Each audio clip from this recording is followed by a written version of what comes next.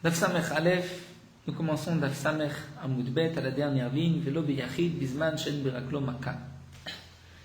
Nous avons déjà souvent entendu qu'il y a une manière, comment on doit se chausser, quelles chaussures on doit mettre en premier. C'est notre Sugya, la source est de notre Gemara. C'est ce que nous allons voir. Aussi, la Gemara nous parlera des Kmiot que nous avons déjà vu un petit peu dans la Mishnah. Dans la Mishnah, nous avons vu Velo beyachid bisman shen beraglo maka. Un homme ne peut pas sortir avec une seule chaussure lorsqu'il n'a pas de plaie dans son pied. Rachid nous avait donné deux explications. Ou bien, si cet homme va sortir avec une seule chaussure, on risque de se moquer de lui, il va l'enlever et la transporter dans le domaine public. C'est pour cela que les Chachamim m'ont interdit de sortir avec une seule chaussure. Une autre explication, on pourrait craindre, si on voit une telle personne dans la rue, qu'il a caché son autre chaussure. Et on risque de dire, tiens, il a caché son autre chaussure sous son bras. C'est pour cela que les Chachamim m'ont interdit de sortir avec une seule chaussure. Mais lorsqu'il a une plaie, la Mishnah nous a dit, il ne peut pas sortir avec une chaussure lorsqu'il n'a pas de plaie. On peut comprendre que lorsqu'il a une plaie, il peut sortir même avec une seule chaussure. Il peut sortir avec une seule chaussure. Où est-ce que, quel pied va-t-il mettre cette chaussure? Est-ce que c'est le pied où il a une maca, la plaie, ou c'est sur l'autre plaie? C'est ce que nous allons voir dans la Gemara. Donc la Gemara nous dit, commençons d'Af Samech Aleph, Ayesh beraglo maka. Dans le cas où il a une plaie à son pied, Nafik, il pourra sortir avec une seule chaussure. Demande la Gemara, Nafik. Sur quel pied il va mettre cette chaussure? Nous avons deux manières d'expliquer, comme nous allons le voir. Amar Ravuna, Ravuna nous dit, Beota sheyeshba maka. Il va mettre la chaussure là où il a une plaie, là où il a une maka. C'est-à-dire, Al-Mak Sava Sandal Ishum Tsa'aravi. En vérité, cet homme peut marcher pieds nus, comme dit Rachid, il a la plante des pieds qui est suffisamment dure. Il ne risque pas de se faire mal avec les pierres et la terre. Malgré tout, lorsqu'il a une plaie, il va mettre une chaussure pour préserver le pied souffrant. Donc là, nous n'avons pas non plus de crainte, il ne risque pas d'enlever cette chaussure, nous dit Rachid, même si on se moque de lui, étant donné qu'il a mal, il n'enlèvera pas la chaussure. Ou bien, même d'après le Yerushalmi, l'autre explication, on ne risque pas de dire qu'il a l'autre chaussure sous le bras, puisqu'on voit bien que c'est un homme qui marche nu-pied, et on comprend que là, il a mal aux pieds, c'est pour ça qu'il a mis une chaussure. Donc d'après cette première explication, la sandale, la chaussure, les shum tsar ravid, c'est pour le protéger du tsar, pour qu'il ne souffre pas. Chia Barav donne une autre explication, il va mettre la chaussure là où il n'a pas de maka, là où il n'a pas de plaie. Al-mak sava les shum ta'anu gavi. Donc il pense qu'en vérité les chaussures, c'est simplement les shum ta'anu. C'est-à-dire, pour être plus confortable, pour marcher plus aisément, il va mettre des chaussures. Mais étant donné qu'il a une plaie, il ne pourra pas mettre la chaussure sur ce pied-là. Donc il va garder la chaussure sur l'autre pied. Et là encore, on ne risque pas de se moquer de lui, dit Rachid, puisqu'on voit bien qu'il a mal aux pieds. Et on comprend aussi qu'il n'a pas caché cette chaussure sous son bras, l'autre chaussure, puisque on voit qu'il a des difficultés à marcher et qu'il a une plaie. Et donc, Zo, sheyesh ba maka, makatan mucharat alea, nous dit la Gemara. Et donc, le pied où il a cette plaie, donc la plaie mucharat alea montre bien que c'est pour cela qu'il n'a pas chaussé la deuxième chaussure. Raf Rabbi Yochanan, savoir là la Ravuna, nous dit la Gemara, même Rabbi Yochanan est d'accord avec l'explication de Ravuna qu'on met la chaussure au tashesh maka, là où il a une plaie. Amar le Rabbi Yochanan, Rav Shaman Baraba, puisque Rabbi Yochanan a dit Rav Shaman Baraba, Havli Mesane, donne-moi Mesane, mes chaussures. Et Havli de Yemin, il lui a donné la chaussure droite en premier. Et comme nous allons le voir, d'après Rabbi Yochanan, on doit d'abord chausser la chaussure gauche. Donc, puisque Rav Shaman Baraba lui a tendu la chaussure droite, donc Rabbi Yochanan a dit, puisque tu me tends la chaussure droite, c'est que tu n'as pas l'intention de me donner la chaussure gauche, je ne vais pas mettre la chaussure gauche, sinon tu aurais dû me donner d'abord la chaussure gauche, une fois que je vais mettre la chaussure droite, je ne peux plus mettre la chaussure gauche. Donc, a dit Rabbi Yochanan a marlé asito maka. Tu as fait mon pied, c'est-à-dire là où je vais mettre ma chaussure, puisque tu ne me donnes que le pied droit. Je ne vais mettre que le pied droit et pas le pied gauche. Donc tu as fait mon pied droit comme maka, comme si j'avais eu une plaie à ce pied. C'est pour cela que je ne vais mettre qu'une seule chaussure. Donc, a priori, comme Ravuna, on met la chaussure là où il y a une plaie. Seulement, l'Agma nous dit, c'est pas sûr. Dis-moi que Chia Bara, c'est mais peut-être que Rabbi Yochanan pense comme Chia Bara, qu'en général, dans la Mishnah, la chaussure est mise sur le pied qui ne souffre pas. Voici ce qu'il a dit à Rav Shaman Baraba. Sitosh shel small maka, puisque tu m'as donné la chaussure droite, et donc je ne vais pas par la suite mettre la chaussure gauche. Donc tu as fait mon pied gauche comme un pied qui a une maka, qui a une plaie. C'est pour cela que tu ne veux pas me donner la chaussure gauche, pour cela que je ne vais pas la mettre. Rabbi Yochanan nous dit la Gemara suit son enseignement d'Amar Rabbi Yochanan qui tefilin kach menalin. Rabbi Yochanan dit comme les tefilin, ainsi menalin, on va mettre les chaussures, on va se chausser. Ma tefilin bismol, de la même manière que les tefilin, c'est sur le bras gauche. Rashi nous explique que partout où dans la Torah c'est marqué les tefilin, yalecha leot al yadecha, c'est marqué yadecha chaser, c'est-à-dire yud dalet et un chaf final. À la fin de Parashat Vayak Biacha, c'est marqué Yadecha, Yad, Decha, Yud, Dalet, Chaf et He. Le Yadecha est malé avec un He. On va être doré, c'est ce que la Gemara nous dit dans Masret Menachot, Yad, Keha, c'est-à-dire la main faible. Tu dois mettre les tefilines à la main faible. Le droitier mettra les tefilines sur la main gauche. C'est la main qui est faible. Donc de la même manière que les tefilines, on va les attacher sur la main gauche, bien nous dit Rabbi Yochanan, les chaussures aussi bismol, on les mettra, on commencera par le pied gauche. Puisque je vois que la Torah a donné une importance aux tefilines, on va d'abord mettre le bras gauche plutôt que le bras droit, bien que dans les tefilines, on ne mettra pas ensuite une autre paire de tefilines sur la main droite, on ne mettra que sur la main gauche, mais je vois que la Torah a donné cette importance à la main gauche, les chaussures aussi c'est sur la main gauche. Mais tu veux la Gemara objecte, pourtant nous avons une braïta kshu Noël shel Yemin, Varkat Noël shel Smol. Lorsque tu mets tes chaussures, tu mettras d'abord la chaussure droite et ensuite la chaussure gauche. Comme d'ailleurs dans toute la Torah, lorsque la Torah donne une importance, c'est toujours une importance à la main droite et non pas à la main gauche. De même pour le pied droit, comme par exemple Nat Beonot qui se faisait sur le pied droit. Amar Rav Yosef va répondre, va dire Ashta de Tanya Achi. Rav Yosef nous dit c'est vrai que nous avons une braïta qui dit on doit commencer par le pied droit.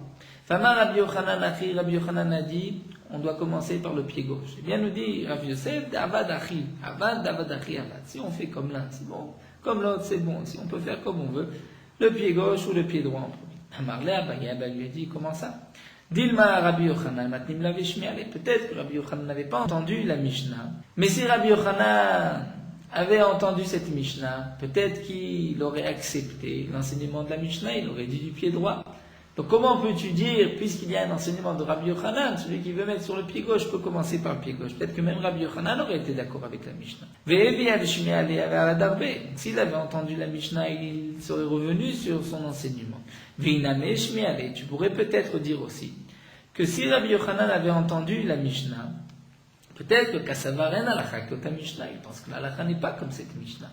Donc si Rabbi Yochanan nous a dit le pied gauche, c'est peut-être le pied gauche et pas le pied droit. Rabbi Yochanan avait eu vent de cette braïta et il pensait que la halakha n'est pas comme cette braïta, on doit le mettre sur le pied gauche. Pardon? Donc là c'est une question que pose Abaye. Abaye dit à Rabbi Yosef, tu nous dis on peut faire comme la braïta ou comme Rabbi Yochanan, mais il dit je ne comprends pas. Peut-être que Rabbi Yochanan aurait été d'accord avec la braïta, ou peut-être que Rabbi Yochanan est cholek avec la braïta. Donc on ne peut pas faire ce qu'on veut, c'est ou l'un ou l'autre. Il faut savoir en vérité qu'est-ce que Rabbi Yochanan pensait. Amar Rav Nachman bar Yitzhak, Rav Nachman bar Yitzhak nous dit Yireh Shamayim. Il y a un homme qui craint le ciel, que nous allons voir, c'est Mar Beri de Ravina, Yotzei de Shtem, qui lui s'acquittait des deux de la braïta de Rabbi Yochanan. Le Manu Mar Beri de Ravana, c'était Mar le fils de Ravana, et Chiavid, comment faisait-il? Siyem de Yemina, il mettait d'abord le pied droit, Velo Katar, mais il ne l'attachait pas. Ensuite, il chaussait le pied gauche, il attachait le pied gauche, Vada Katar de Yemina, et ensuite il attachait le pied droit. Et lorsqu'il avait une chaussure avec des lacets, avec des lanières. Donc il mettait d'abord la chaussure droite, puisque comme nous l'avons vu, la Torah donne toujours une préférence à la droite. Mais lorsqu'il attachait, il attachait d'abord le pied gauche, puisque nous aussi nous attachons les tefilines sur la main gauche. Donc le gaucher devra faire différemment, il devra d'abord mettre le pied droit, attacher le pied droit, puisque lui le gaucher attache les tefilines sur sa main droite, et ensuite il mettra le pied gauche et il attachera le pied gauche. Amar Ravashi, Ravashi dit Rav Kahana de l'Okapid. Ravashi dit, moi j'ai vu que Rav Kahana de l'Okapid ne faisait pas attention dans quel ordre il mettait les chaussures. Malgré tout, le Shulchan Aruch est posek, comme Ma Bere de Ravana, donc on devra d'abord mettre le pied droit, ensuite le pied gauche, attacher le pied gauche et revenir au pied droit. La Gemara nous dit, Tanu Rabbanan, nous avons une braïta kshu Noël shel Yemin. Lorsqu'on met ses chaussures, on commence par le pied droit. Varkar Noël shel Smol et ensuite le pied gauche. Kshu Cholet, lorsqu'on enlève les chaussures.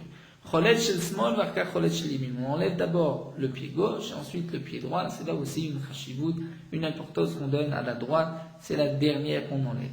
Kshu Rochet, lorsqu'on se lave, Rochet shel Yemin, Varkar Rochet shel Smol, on se lave d'abord le côté droit, la main droite, et ensuite le côté gauche. Kshu Sar, lorsqu'on va s'enduire d'huile, Sar shel Yemin, Varkar shel Smol, d'abord le côté droit, ensuite le côté gauche.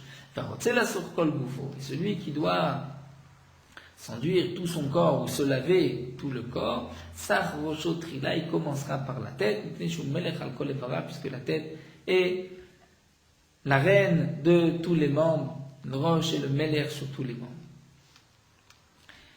Nous continuons notre Mishnah, nous avons vu vélo betfilin, un homme ne pourra pas sortir avec des tefilin Shabbat. Amar Rav Safra nous dit, nous avons une marloquette. Est-ce que Shabbat, on peut mettre les tefilin, on doit mettre les tefilin ou pas? Nous avons un man d'Amar, Asret Hiruvin, qui pense que Shabbat lave man tefilin. Shabbat, on ne met pas les tefilin, puisque les tefilin c'est un hôte. Shabbat, nous avons déjà hôte, un signe de l'alliance, nous n'avons pas besoin d'un deuxième hôte. C'est pour cela que Shabbat, nous ne devons pas mettre les tefilin. Donc nous précise Rav Safra, ne dis pas que la Mishnah interdit de mettre les tefilin, de sortir avec dans le domaine public, que cette Mishnah ne va que d'après celui qui pense, Shabbat lavzman tefilinu, que Shabbat ce n'est pas le moment des tefilin, puisqu'on ne peut pas mettre les tefilin Shabbat, c'est pour cela qu'on n'a pas le droit de sortir avec.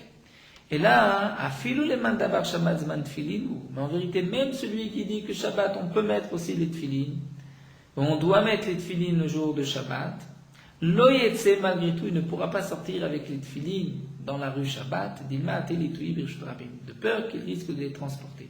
Rashi nous dit, s'il a besoin d'aller aux toilettes, il devra, comme nous l'avons vu dans Maseret Brachot, enlever ses tefilin, et peut-être qu'il les portera Arba Amot, 4 Amot, et il transgressera ainsi Shabbat. C'est pour cela que les Chachamim m'ont dit, tu ne peux pas sortir avec les tefilin Shabbat. Mais Kadematna Sefa, d'après d'autres, on enseignait cet enseignement de Rav Safra sur la Sefa de la Mishnah. C'est marqué, si malgré tout quelqu'un est sorti avec les tefilin Shabbat, il n'a pas transgressé Shabbat. Il n'a pas transgressé Shabbat. Il n'a pas le droit de sortir avec, de peur qu'il les transporte. Mais si il les a portés sur lui-même, c'est comme un habit, un malbouche, il n'a pas transgressé Shabbat. Et là, Rav Safra viendrait dire, ne dis pas que cette Mishnah ne se rapporte que d'après celui qui dit que Shabbat, on peut aussi mettre les tefilin. Et c'est pour cela que tu voudrais dire que même s'il sort avec Shabbat, donc il ne transgresse pas Shabbat, puisqu'il y a quand même la mitzvah. Et là, fais-le le mandabar Shabbat lavzman tefilinu. Mais en vérité, même d'après celui qui dit que Shabbat, on ne peut pas mettre les tefilin. Ce n'est pas le moment des tefilin. Malgré tout, s'il sort avec les tefilin sur le bras et sur la tête, il n'a pas transgressé Shabbat, il ne devra pas apporter un korban khatat. Pourquoi? Maïtama derech malbouche avide. Étant donné que c'est comme un habit, c'est ainsi qu'on porte les tefilin. Donc, puisque c'est un habit, on ne transgresse pas Shabbat en sortant avec un habit dans le domaine public. Malgré tout, les Chachamim m'ont interdit de sortir avec, comme nous l'avons vu, de peur qu'on risque de les transporter Arba Amot. La Gemara continue, nous avons vu dans la Mishnah, Velo Bekamiya Bizman Shenon Minamumri. Comme nous allons le voir, la Gemara va un petit peu développer les lignes de Kamiya. Kamiya n'était pas écrite par de grands rabbanim à l'époque, mais plutôt par des médecins. C'était un rofé qui écrivait une Kamiya. C'est-à-dire qu'il y avait un lachash, des mots, des psukim, comme nous verrons par la suite, il y avait des sources. Mayanot arbe sheba Torah, certaines expressions, certaines psukim de la Torah qui étaient écrites sur des parchemins, et ces parchemins servaient à guérir de certaines maladies. Donc nous avons une Kamiya qui a peut-être été écrite par un mumré, c'est-à-dire par un homme, un médecin qui est mumré, qui est expert, qui a déjà réussi à guérir au moins 3 malades avec de telles kamiyot, ou bien nous allons aussi voir qu'il peut y avoir une kamiya elle-même qui est mumré, c'est-à-dire le même lacha, c'est-à-dire la même kamiya a été utilisée par 3 personnes et ces 3 personnes ont guéri. Donc ça c'est une kamiya qui a fait ses preuves et on peut donc la considérer comme étant digne de ce nom de kamiya. Elle peut guérir et nous allons voir qu'il y a donc certaines différences. Il y a aussi une kamiya qui est chez Enomina Mumré, qui est de Enomina Mumré, et de quelqu'un qui n'a jamais écrit de kamiyot, on ne sait pas si elle va marcher ou pas. Donc la Mishnah nous a dit un homme ne peut pas sortir avec une kamiya bisman shenom mumré lorsqu'elle n'a pas été écrite par un mumré. Même si cet homme va la porter en tant que refoua pour guérir, il n'a pas le droit de sortir avec dans le domaine public. Lorsqu'elle a été écrite par un mumré, il a le droit de sortir, ceci est considéré comme un tarshit, un nabi, étant donné que cet homme est malade. Seulement Rav Papa vient préciser. Amar Rav Papa, l'otema a des mumré gavra ou mumré kamiya. Nous avons vu dans la Mishnah, on ne peut pas sortir avec une kamiya lorsqu'elle n'est pas d'un mumré. Mais lorsqu'elle est d'un mumré, on peut sortir. Nous dit Rav Papa, on n'a pas besoin que et le médecin soit mumré et la kamiya, c'est-à-dire que un médecin a déjà écrit 3 kamiyot différentes et chacune des kamiyot a servi déjà à 3 malades différents. Donc, le médecin a fait ses preuves, la kamiya a fait ses preuves, puisque chacune a servi à 3 malades. Donc là, c'est certainement une kamiya d'un mumré. Eh bien, Rav Papa nous dit, pas seulement dans ce cas-là, où mumré gavra, le médecin est mumré, ou mumré kamiya, la kamiya aussi est mumré. Et là, kevan est mumré gavra, falgav de mumré kamiya, même s'il n'y a que le médecin qui est mumré. Il a écrit, par exemple, 3 kamiyot différentes. Et il a guéri 3 malades, de 3 maladies différentes. Donc je vois que ce médecin a une expérience, il sait exactement quoi écrire dans les kamiyot. Même si cette kamiya n'a jamais servi, ou c'est une nouvelle kamiya, une nouvelle maladie, on pourra malgré tout sortir avec dans le domaine public, étant donné que celui qui l'a écrite est considéré comme un expert. Donc la Gemara nous dit, nous avons même une preuve, puisque la Mishnah nous dit, tu ne pourras pas sortir avec une kamiya lorsqu'elle n'est pas eno mina mumré. Que signifie eno minha mumré? Elle ne vient pas du mumré, c'est-à-dire elle n'a pas été écrite par un homme mumré. Ça voudrait dire que si elle a été écrite par un mumré, c'est valable. Velo katane bisman sheno mumré. On aurait pu lire bisman sheno mumré, donc j'aurais compris que mumré se rapporte sur la kamiya. Lorsqu'on dit bisman sheno minha mumré, c'est-à-dire elle ne vient pas d'un médecin mumré expert. Donc je vois bien que si elle vient d'un expert qui a déjà guéri 3 personnes, même si cette kamiya n'a pas encore fait ses preuves, on pourra sortir avec dans le domaine public. Tanu Rabbanan. La Gemara nous apporte une braïta. Ezo kamiya mumré. Que signifie une kamiya mumré? Kol sheripa veshana veshilesh. Toute kamiya où le médecin a guéri une première fois, une deuxième et une troisième fois. La Gemara va bien sûr expliquer cette braïta. Echad kamiya shel ktav, il peut y avoir 2 sortes de kamiya. Ou bien une kamiya par écrit, sur un parchemin. Echad kamiya shel ikari, ou bien une kamiya de racines. Il y avait certaines racines qui aussi guérissaient certaines plantes. Echad chole sheyesh bo sakana vechad she'eino bo sakana. Aussi bien un malade qui est en danger de mort ou un malade qui n'est pas en danger de mort peut sortir aussi avec.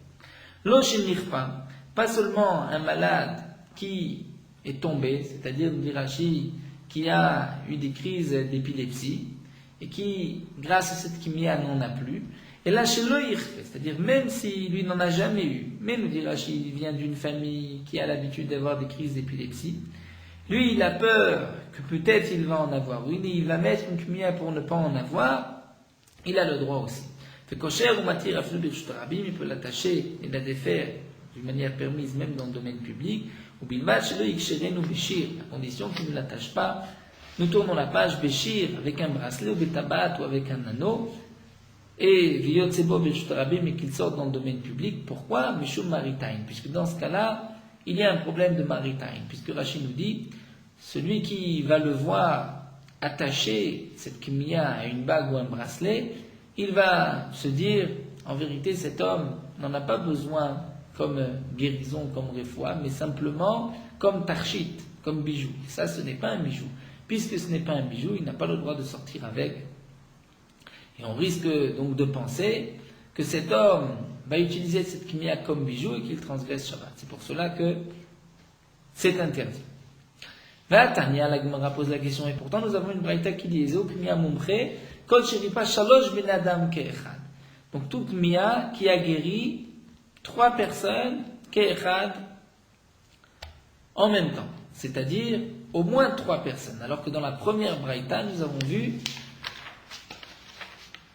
Ripa Veshana Veshilesh, elle a guéri 3 fois et on pourrait comprendre même la même personne 3 fois. Alors que l'autre braïta nous dit c'est 3 personnes. La Gemara répond Lokash. Il n'y a pas de contradiction. Tout dépend. Alimchui Kava. Si on veut rendre le médecin expert ou Alimchui Kimia, si on veut rendre la kimia d'un elle-même et Mumche a fait ses preuves. C'est-à-dire, nous explique Rachid. Lorsque nous avons 3 personnes, en général 3 personnes ont 3 maladies différentes. Donc le médecin qui a donné 3 kimiotes et qui a déjà guéri 3 personnes différentes, donc là nous avons une preuve que cet homme-là écrit de bonnes kimiotes. Même s'il écrit une 4e kimia, il n'en a jamais écrit de telle jusqu'à présent, elle est considérée comme la kimia d'un mumche. Notre braïta qui nous dit qu'il a guéri 3 fois la même personne, c'est-à-dire lorsque nous avons une même kimia qui a servi 3 fois à la même personne, ou bien à 3 personnes différentes mais atteintes de la même maladie, et à ce moment-là c'est une preuve que cette kimia est mumche, elle a fait ses preuves, et on pourra aussi sortir avec dans le domaine public. Donc il y a une différence si on veut rendre le médecin expert ou bien la kimia. La différence c'est que lorsque le gavra, le médecin est devenu expert, il peut écrire n'importe quelle kimia, c'est une kimia d'un expert. Lorsque c'est la kimia qui est elle-même mumche, elle fait ses preuves, à ce moment-là n'importe qui peut écrire la même kimia. Mais le médecin qui va écrire, le même médecin qui va écrire une autre kimia, ce n'est pas sûr que cette kimia est appelée d'un mumche. Amar Rav Papa continue et développe. Rav Papa nous dit Pshitani. Il y a d'abord ces cas-là qui sont simples pour moi. Et ensuite nous verrons la question de Rav Papa. Rav Papa nous dit, pour l'instant c'est simple que Tlat Kimia et Tlat Gavré, Tlat Zimne, lorsqu'un médecin écrit 3 kimiotes à 3 personnes différentes, Tlat Zimne, et chacune des kimiotes a servi à 3 médecins, donc à 3 malades. Donc nous avons 3 kimiotes différentes pour 3 maladies, et chacune des kimiotes a servi à 3 malades. Donc en tout, ce médecin a guéri 9 personnes. À ce moment-là, itmeche gavra itmeche kimia. Nous avons une preuve que le médecin est expert et que la kimia aussi est valable, puisque cette même kimia a déjà guéri 3 personnes. Et ce médecin écrit 3 kimiotes différentes, donc c'est une preuve et sur l'homme et sur la kimia. Dans le cas où tlata kimia et tlate gavri, il a écrit 3 kimiotes à 3 personnes, mais chad zimna. Chaque kimia n'a servi qu'à une seule personne. Donc, puisque cet homme, le médecin, a guéri 3 personnes différentes, donc Gavra Itmache, lui devient mumche. Lorsqu'il va écrire maintenant une nouvelle kimia, c'est la kimia d'un mumche. La kimia elle-même n'est pas kimia lo itmeche, puisque chaque kimia n'a guéri qu'une seule personne. Chad kimia letlate gavri, lorsque le médecin écrit une kimia à 3 personnes pour la même maladie et qu'elle a guéri 3 personnes, donc la kimia itmache, c'est la kimia qui a fait ses preuves, Gavra lo itmache, mais le Gavra, le médecin, le itmeche, n'a pas encore fait ses preuves. Il n'a guéri que d'une seule kimia. Donc lui pourra encore écrire la même kimia, ou un autre pourra écrire la même kimia, mais s'il écrit une autre kimia, ce n'est pas la kimia d'un mumche. Maintenant, voici la question de Rav Papa. Rav Papa. Tlata kimia lechad gavra. Un homme a écrit 3 kimiotes différentes, mais pour la même personne, le même malade. Donc ce malade avait eu 3 maladies différentes, le médecin écrit 3 kimiotes. Donc on ne peut pas dire que la Kmiya a fait ses preuves, puisque c'est 3 Kmiyot différentes. Donc, Kmiya vadaï lo itmeche. Ça c'est sûr. Maintenant, est-ce que Gavra itmeche ou lo itmeche? Non, nous devons savoir, est-ce que c'est le médecin qui est expert, ou bien c'est ce malade qui lui est montré, c'est-à-dire c'est le malade qui a fait ses preuves que chez lui, les Kmiyot ont un effet. Mais peut-être que le médecin n'est pas pour autant montré. Donc, mi-amrinana céleste, on va dire, voici ce médecin a guéri cet homme-là 3 fois de 3 maladies différentes. Odilma, mazaleda et garva, peut-être que c'est le mazal du malade qui, pour lui, les Kmiyot ont un effet, mais ça ne veut pas dire que le médecin peut réussir avec d'autres malades, et donc cette question restera suspendue, tekou, jusqu'à ce que Yonavi vienne répondre. Donc, toutes les différences que nous voyons, c'est pour savoir, la Kmiya d'un mumpré, on peut sortir avec Shabbat, si elle n'est pas d'un mumpré, on ne pourra pas sortir avec Shabbat. La Gemara continue avec une autre question concernant ces Kmiyot. Est-ce que les Kmi, est-ce qu'il y a une Kedusha, une sainteté dans la Kmiya ou pas? Les Maïl Cheta demande la Gemara, quelle est la conséquence de cette question? Il est malade si c'est, est-ce que j'ai le droit de la sauver dans le cas d'un incendie? Que nous avons vu, nous verrons dans Perek Kitve HaKodesh, il y a une Mishnah qui nous dit qu'on peut sauver tout Kitve HaKodesh dans un Chatzer, lorsqu'il n'y a qu'une interdiction Midirabanan, on peut les sortir pendant Shabbat, au moment d'un incendie. Donc est-ce qu'on a le droit aussi de sortir ces Kmiya et la préserver du feu ou pas? Tashma, la Gemara nous dit, nous avons une braïta qui dit, Abrachot v'akmin, afalpi shesh behem otiot u'manenot arbe shbatura matzil notam pnadleka. Les brachot, nous dit Rashi, une sorte de marzor où sont écrites les 9 brachot de Rosh Hashanah, par exemple, Moussad de Rosh Hashanah, ou Kmin, les Kmin que nous avons vus, Afalpi shesh behem otiot u'manenot arbe shbatura, même s'il y a des lettres et beaucoup de sources de la Torah, donc de Psukim, et matzil notam pnadleka, on ne peut pas les sauver au moment d'un incendie, ce n'est pas considéré comme Kitve HaKodesh. Vénis Rafim Bimkoma, mais on les laisse brûler, puisque ce n'est pas nous qui allons les brûler. Donc la question ne se pose pas concernant est-ce qu'on a le droit de les sauver ou pas d'un incendie. Et la lignane Geniza, demande l'Agma.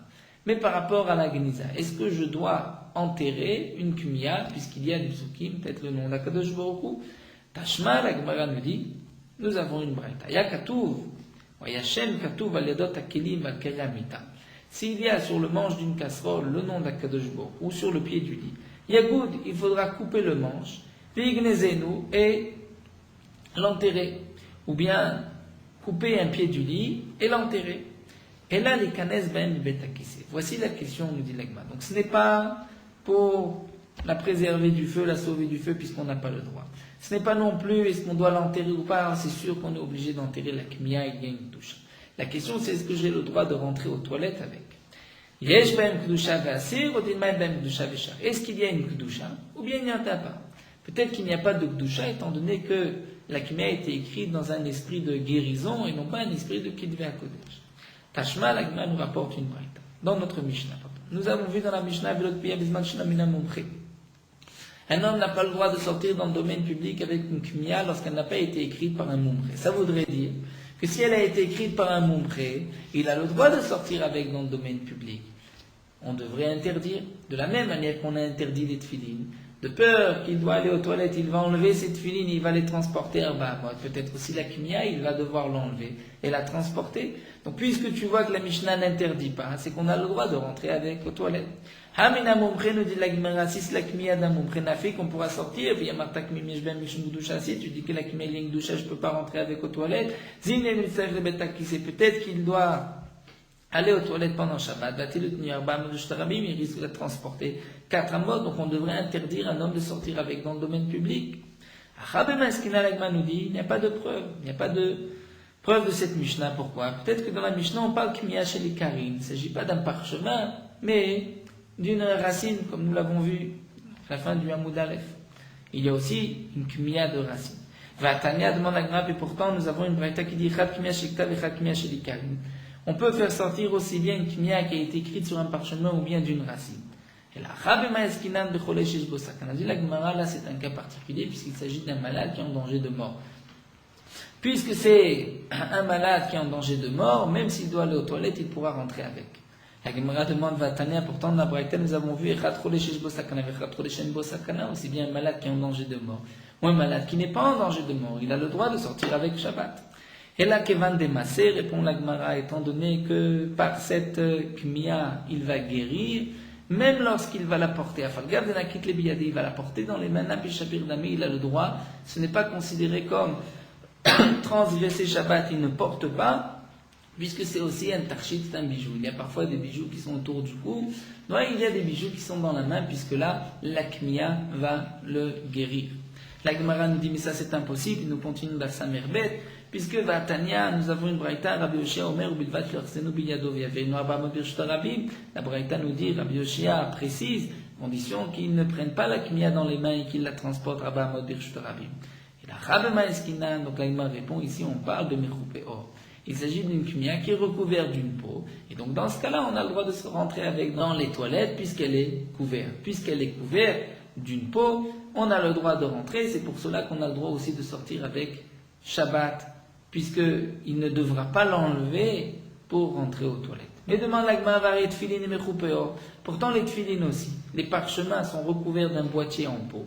Vetania, nous avons une braïta. Nichnas betakis echolet tefilin berachok arba amot. Celui qui rentre dans un toilette doit enlever ses tefilin à une distance de arba amot avant les toilettes. Venichnas, et il rentrera. Pourtant, les parachiotes, les parchemins sont cachés par une peau. La Gemara répond, la peau des tefilin c'est différent. Le boîtier a mishum shin. Il y a un shin qui est gravé, qui est sculpté sur les boîtiers.